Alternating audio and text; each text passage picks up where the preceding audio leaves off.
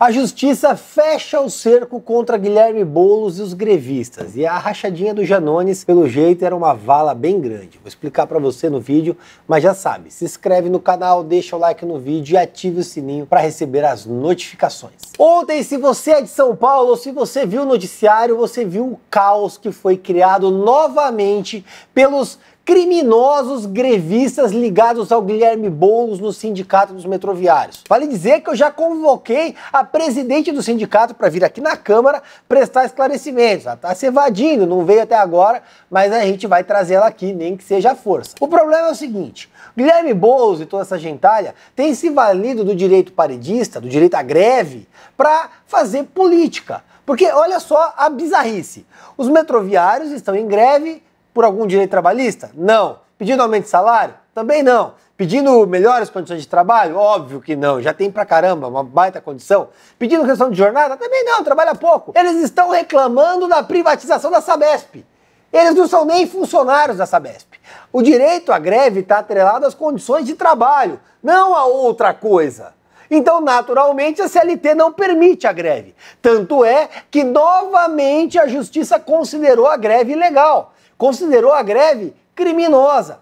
Ainda assim, os bandidos metroviários não se calaram e o que fizeram? Fizeram a greve. Travaram a cidade de São Paulo inteira. E aí eu falo para você que estava em São Paulo ontem, você paulistano, você que assim como eu, perdeu horas do seu dia no trânsito, preso no engarrafamento. A culpa disso é do Guilherme Boulos. Você que chegou atrasado no trabalho, a culpa é do Guilherme Boulos. Você que não conseguiu trabalhar ontem, a culpa é do Guilherme Boulos. Você que de alguma maneira teve o seu dia prejudicado ontem, a culpa é do Guilherme Boulos. Se você ficou mais estressado, chegou na tua casa, tua mulher brigou com você, a culpa é do Boulos. Qualquer coisa que aconteceu correlata ao trânsito, ao engarrafamento, aos congestionamentos de São Paulo, a culpa é do Boulos, porque a gentalha dele parou a cidade inteira simplesmente para fazer piquete político. E isso nós não podemos tolerar. Esse sujeito irresponsável, rasteiro, mendaz, criminoso, se vale do pouco poder que tem para prejudicar a vida de todos os paulistanos, para mobilizar a opinião pública contra o prefeito Ricardo Nunes e contra o governador Tarcísio de Freitas. Ele está se valendo do poder que ele exerce sobre as entidades sindicais para fazer greves ilegais. É a terceira vez que isso acontece esse ano.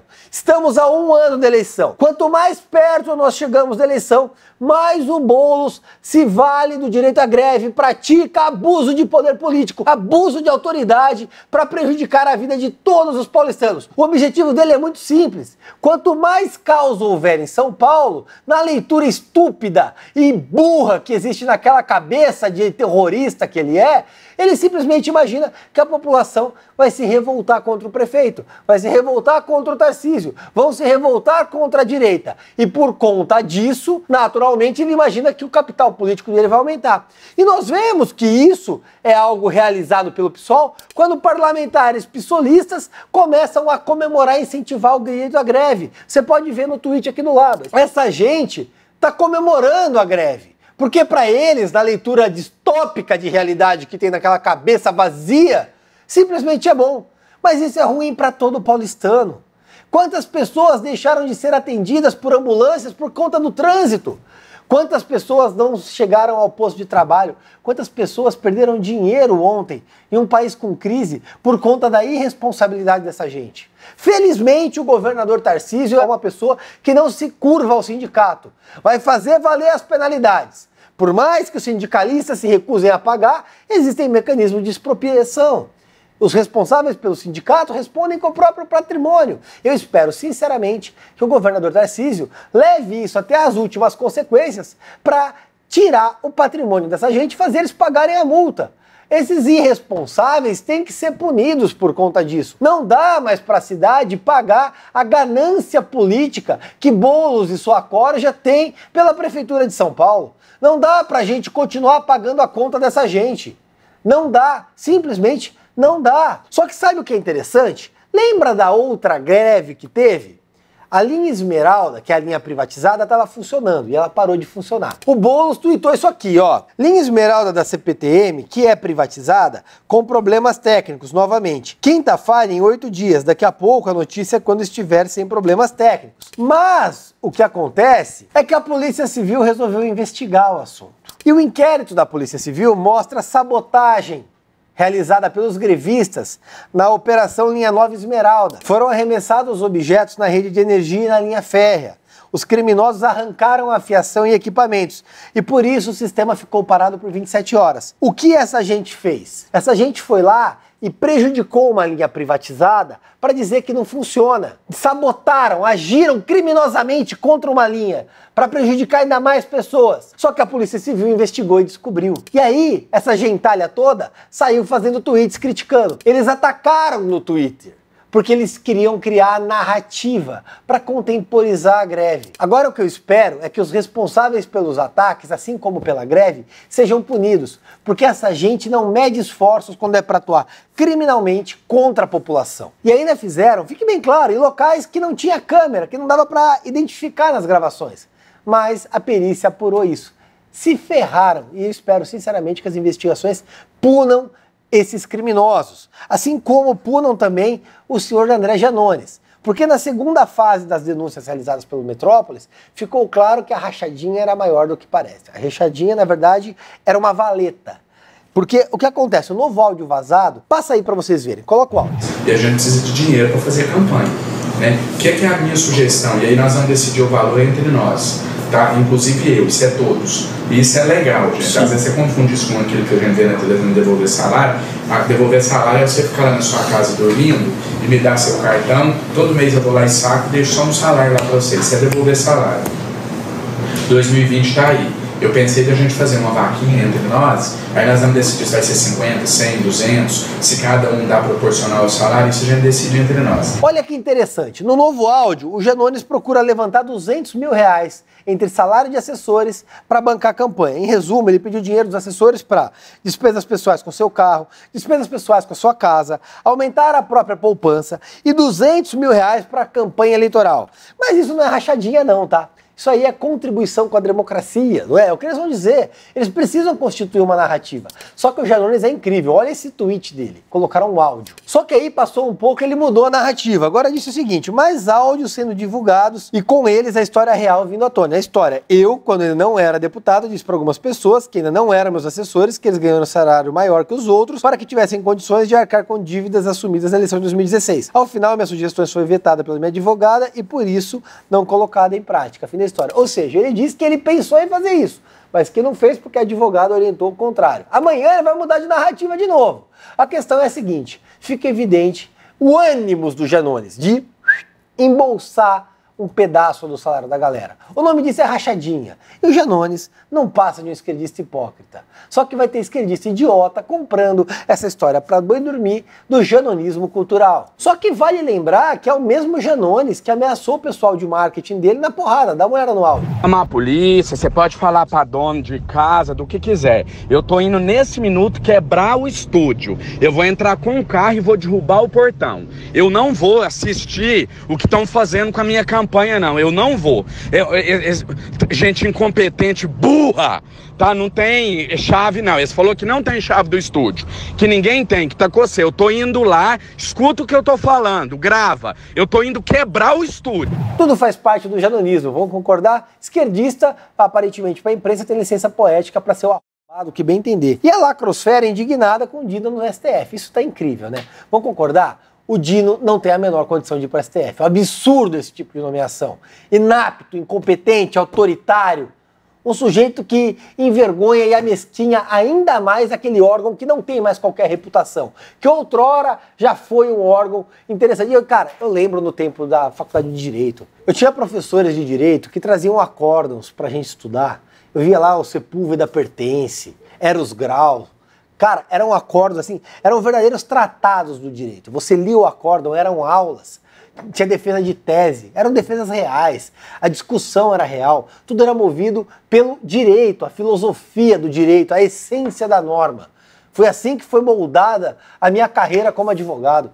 E é lamentável ver o que se tornou o STF, uma corte que não julga pela lei, mas ao arrepio dela, de acordo com o mero interesse político de quem nomeou o sujeito. Agora, ver Flávio Dino nomeado, assim, se tava ruim, foi a bancarrota. Flávio Dino não dá.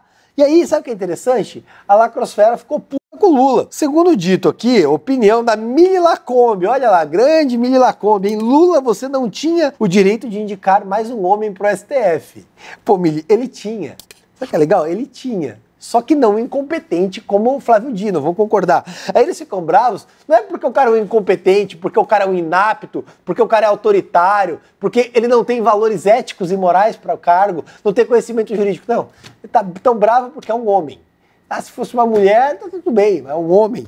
Eles queriam, sei lá, que fosse uma mulher trans, né? Aí estaria da hora, podia ser um homem, mas se vestir de mulher, tava da hora. Ei, Mili Lacombe. A Miriam Leitão, então, se pronunciou. Disse que o Flávio Dino e o Paulo Gonet tem competências e qualidades para o cargo. A Miriam Leitão, cara, ela deve estar com um ler aqui de tanto passar pano, que olha, deve estar difícil. Mas ela está triste, porque não é uma mulher e, portanto, segundo ela, é um ataque à democracia. Porque a democracia se faz nomeando mulheres, mesmo que sejam competentes. É incrível o raciocínio dessa gente. Dá uma olhada na Miriam Leitão.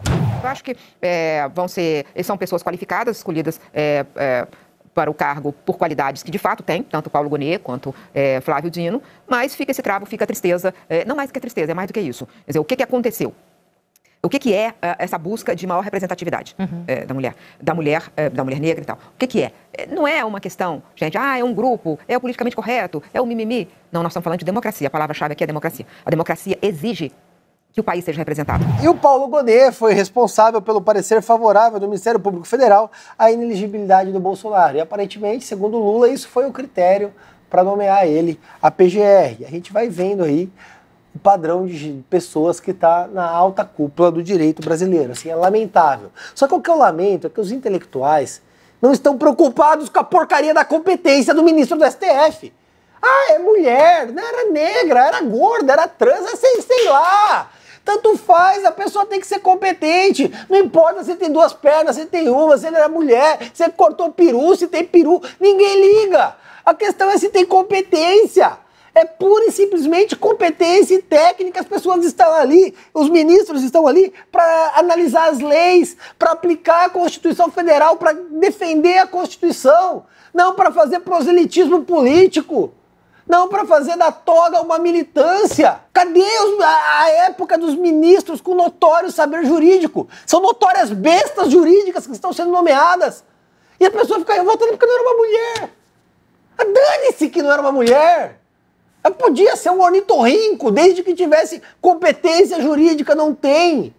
A gente está vivendo uma completa deturpação de valores. Assim, a revolta desses infelizes é pelo motivo errado. A revolta tem que ser pela falta de competência, aparelhamento político da corte. Pô, o cara é o Dino, ele foi governador do Maranhão. Ele não pode ser ministro do STF. Gente, o Lula pode nomear um homem, uma mulher, ele pode nomear um travesti, ele pode nomear o que ele... Dane-se! Desde que tenha competência jurídica. Não tem. Não há competência jurídica nessas pessoas. Flávio Dino é uma besta jurídica. Não pode ser nomeado, não pode ser ministro do STF. O STF está indo à bancarrota. A Suprema Corte está sendo composta por supremos idiotas. Gente, eu imagino o que os antigos ministros... E olha, que saudade. O Marco Aurélio de Mello chega a ser palatável perto dessas pessoas. Perto de Flávio Dino, Marco Aurélio era um exímio jurista. Porque tá indo à bancarrota. É difícil. Eu imagino que o Zanin tá com vergonha do Flávio Dino. De verdade. E aí, olha só que interessante. O playboy que faz o L e agride. Pois é, um playboy agride uma mulher e toma porrada de populares em Recife. Só que até aí tudo bem. O cara, um playboy foi lá agredir uma mulher e tomou porrada de populares. Aí veio o Guga Noblar e disse o seguinte: "Ei, Guga Noblar, hein? Olha lá, devia ser uma piada, acho que era da época do CQC. Playboy em Recife que agrediu mulher em bairro nobre tomou o pau da galera que viu e se revoltou. Daqui a pouco alguém descobre quem ele votou na eleição passada. Mas Guga tem um problema. O agressor era petista. Ei, Guga, era petista aí, era seu colega, hein? Ó, tem foto dele fazendo L. Olha aqui, a foto. Tem foto dele com o banner do Lula. Tem post dele chamando o Temer de golpista. Olha que legal. Que incrível, né? E aí, Guga, vai postar? Fica o desafio. Posta aí que o cara votou no Lula. Posta aí que ele chamou o Temer de golpista. Posta a foto dele fazendo L. Afinal de contas, o playboy ali, aparentemente, era um playboy do amor. E aí vocês não vão criticar, né? É impressionante como essa galera de esquerda é hipócrita. Como a hipocrisia reina entre eles. Tamo junto, um abraço e vamos processar tudo.